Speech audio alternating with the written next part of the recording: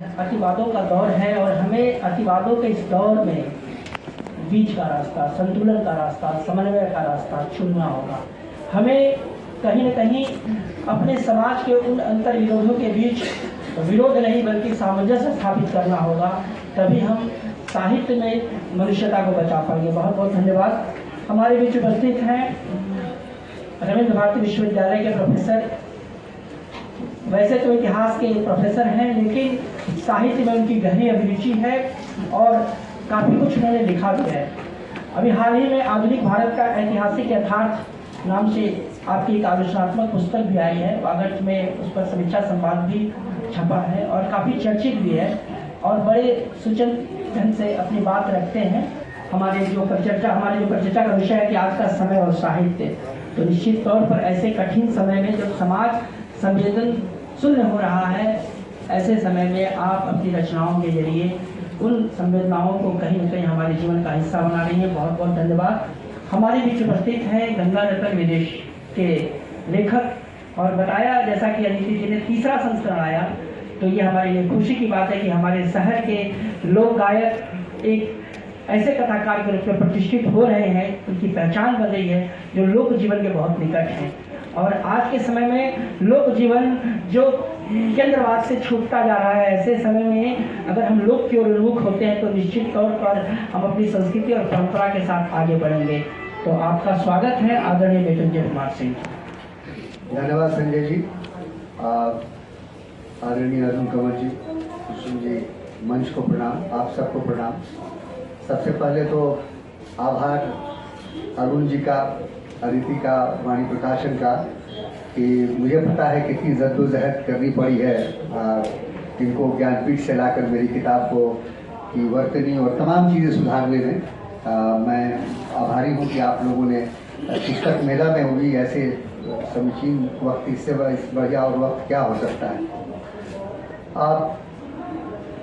मेरे हिसाब से एक समय था जब रामचंद्र शुक्ल जी को कहीं पढ़ते हुए ने पढ़ा था कि जनता की चित्त वृत्ति का संचित प्रतिबिंब है साहित्य, और आज हमारा विषय भी वही है, आज का समय।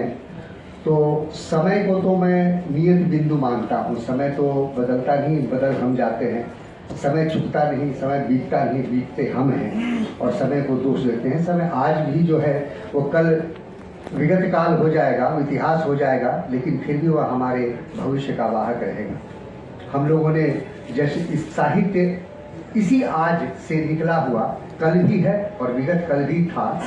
हम लोगों ने जयशंकर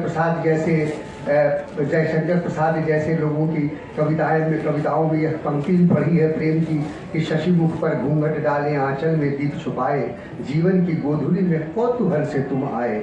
अब क्या प्रेम की ऐसी परिकल्पना मन में किसी के उठती है?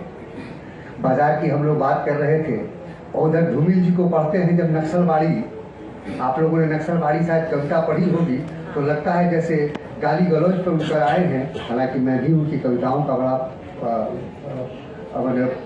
प्रेमी हूँ, बहुत सारी कविताएं उनकी अच्छी है। यह एक खुला सच है कि आदमी दाएं हाथ की नैतिकता से इस कदर मजबूर होता है कि तमाम उम्र गुजर जाती है मगर डैश सिर्फ बायां हाथ ही होता है। मैं शर्म के मारे वो शब्द नहीं कह सकता।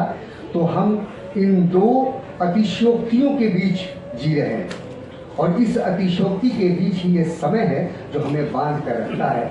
और इस समय में जन्मता उपजता, तो इस समय के साथ मनुष्य के जीवन का जो घर्षण होता है प्रतिदिन, उसी से साहित्य उपजता है, उसी से जीवन बोध उपजते हैं, उसी से हम आगे बढ़ते हैं।